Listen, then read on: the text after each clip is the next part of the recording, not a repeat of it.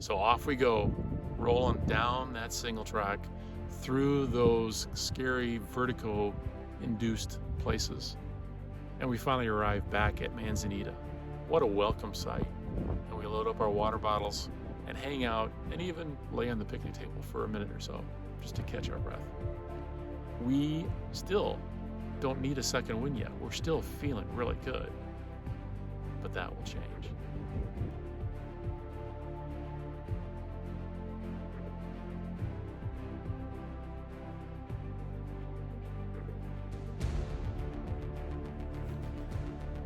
We're still running at this point through Manzanita, and we continue to run down the single track towards Cotton.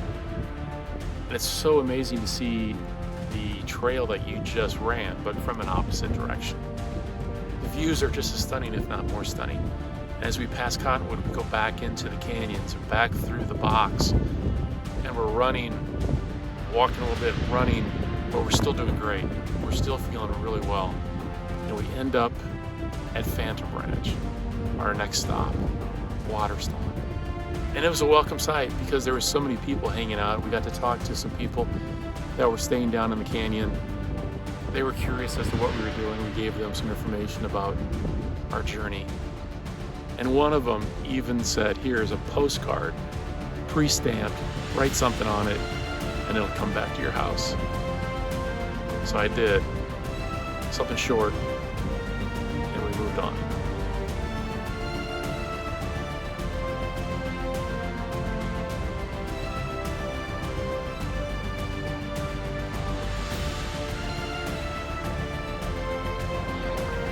So we start running from Phantom Ranch back towards the Colorado River. And now we're taking a different trail up. We're taking the Bright Angel Trail up to the South Rim.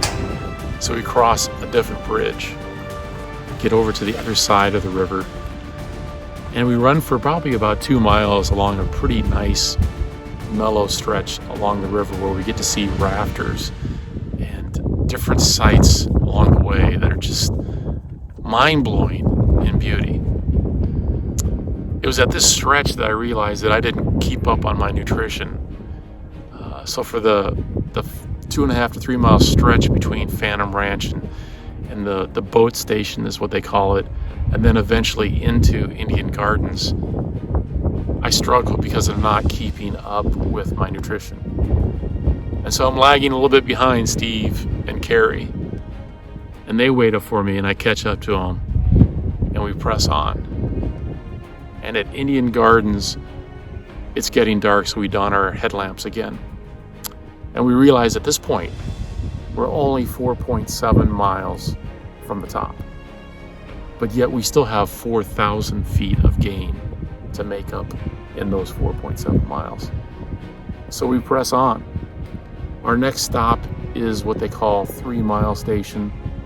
And it's during this time as we climb endless switchback after switchback in the dark that I have this feeling that I'm Moses in the wilderness. I have this feeling that I'm Frodo on his journey, fighting the elements in the dark. It got really windy at times, but it was just a really amazing experience as we climbed these switchbacks, because you knew off to the left and off to the right of you were incredible drop-offs, were incredible views, but you couldn't see them. So your faith had to be in that trail, in following that trail. And at this point, I needed a second wind. At this point, I was struggling. I knew I was going to make it, but I was asking God for a second wind. Legs were super tired. My stomach had turned. I'd done some dry heaving at points. I needed a second wind. And so when we got to the 3 Mile Station, and you could come around the side of the mountain on these switchbacks, and you could look up, and I could see way off in the distance lights at the Bright Angel Lodge. And that gave me such encouragement, such hope, and it gave me second wind that I could do this, that we were going to do this, and that we're going to do this well, that we were going to finish well. So as we powered on to the 1.5 mile station, and then eventually to to the top of the South Rim. We all got our second wind. Sure, we were tired, we were hurting, we were struggling. I was especially struggling, but we had our second wind and we got to the top. What a glorious feeling, what a glorious occasion to get to the top and know that we had accomplished our adventure through the grace of God.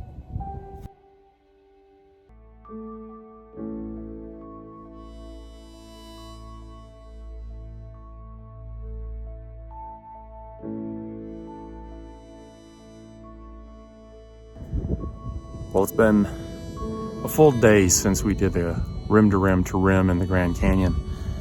And just out here at the Sonoran Preserve down in Phoenix, man, just thinking about what we did. It was quite an adventure. It was amazing. So many things to see and so many things to experience. We got our second wind. There were so many times during that run that I didn't think I was going to find my second wind, to get back to Phantom Ranch, to get back across the river, up through Indian Gardens, and eventually to the South Rim. We're making the last 1,000-foot climb up to the South Rim. Dark, 9:30 at night, headlamps. You can't really see much of anything except the trail ahead of you. And then every once in a while, around the corner, you can see the lights up at Bright Angel Lodge. That gave us our second wind. That gave us an enthusiasm, an encouragement to finish it out. And we did. And it was a glorious moment when we reached the top of Bright Angel Trail. Your journey's not over, and my journey's not over either. Keep your head up. God has so many things waiting for you.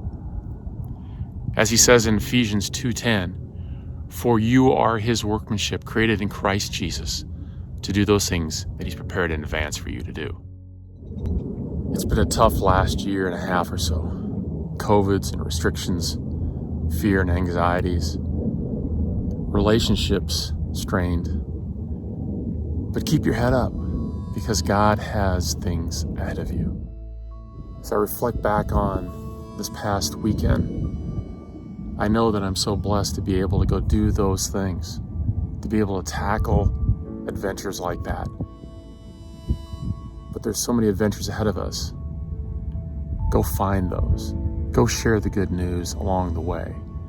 Go do those with friends, and go find your second wind.